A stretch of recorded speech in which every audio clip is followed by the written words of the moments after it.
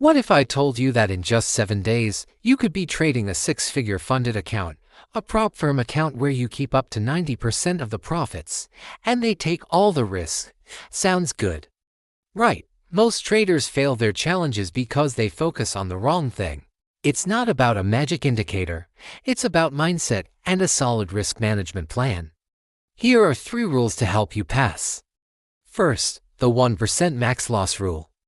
Never lose more than 1% of your starting capital in a single day, period. Second, the 3-trade maximum. You only take 3 trades per day. Your absolute best setups.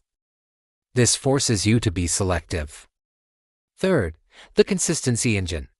Aim for a steady 0.5% to 1% daily gain. Slow and steady wins the race. I've put these rules and one critical mistake to avoid into a free funded trader checklist. The link is right below. Download it, and let's get you funded.